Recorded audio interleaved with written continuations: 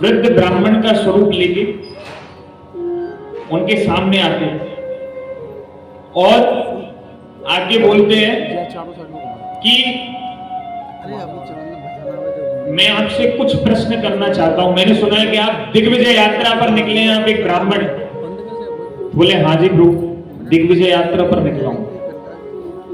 तो बोले अच्छा, अगर आप दिग्विजय यात्रा पर निकले हैं तो मैं आपसे कुछ प्रश्न करना चाहता हूं। और ये बड़ा सुंदर वार्तालाप है। यहाँ पे भगवान विश्वनाथ शिव जी कुछ प्रश्न पूछते हैं व्यास जी से और व्यास जी उत्तर दे रहे हैं कि बोले पहले बताइए कि सत्य क्या है।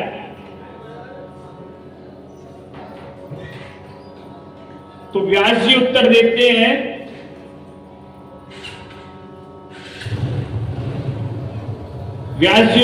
हैं कि विवेक की प्राप्ति होनी चाहिए। हाँ, सबसे पहला प्रश्न है कि सारे शास्त्रों को सुनने का या सीखने का फल क्या है। तो व्यास जी उत्तर देते हैं कि विवेक की प्राप्ति होनी चाहिए। आप श्लोक भी सुनते हैं संस्कृत में, विद्या ददाति विनयम विनयाद्याति पात्रता, कि विद्या से विनय आया, विनम्रता आती, और विनय से पात्रता, कोई भी पात्र बनता है किसी भी चीज को ग्रहण करने के लिए।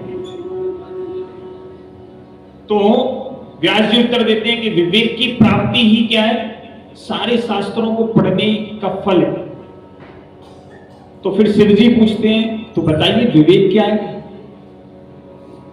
तो व्यास जी उत्तर देते हैं कि सत्य क्या है, असत्य क्या है, इसका ज्ञान होना और असत को त्याग करके सत्य को ही हमेशा के लिए अपनाना।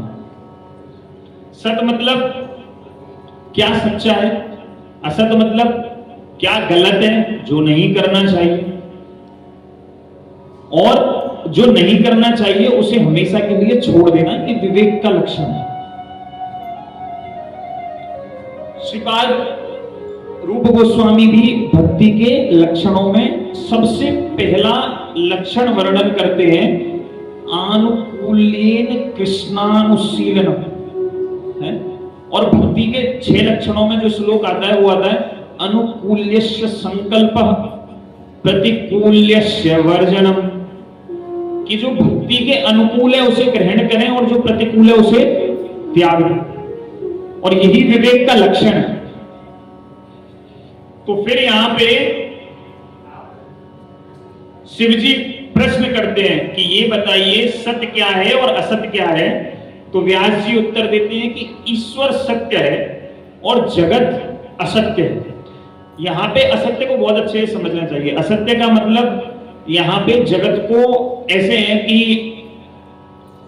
जैसे हम स्वप्न देखते हैं, तो स्वप्न कुछ समय के लिए सच्चा है, ऐसा नहीं है कि वो है तभी हमें दिख रहा है।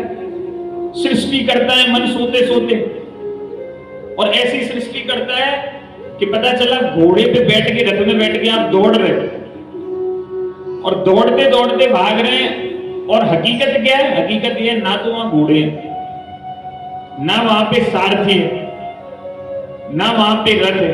मन अपने आप ही घोड़ा बन जाता है, अपने आप ही सारथी बन जाता है, अपने आप ही लगाम बन जाता है। पूरी सृष्टि कर देते हैं स्वप्न में, और स्वप्न टूटता है तो ये सत्य, ये जो सत्य है ये टूट जाता है। तो इसे असत कहते हैं कि जो जगत है ये असत है। और रामायण में कहा गया है सत हरि भजन जगत सब सपना, केवल हरि का भजन ही सत है, बाकी सब सपना है।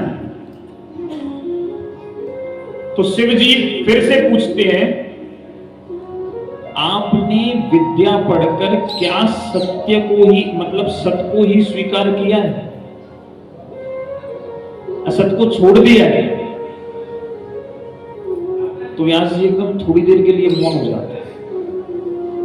बोले अभी तो मैंने उत्तर दिया कि सत्य केवल हरि भजन है, बाकी सब झूठा है।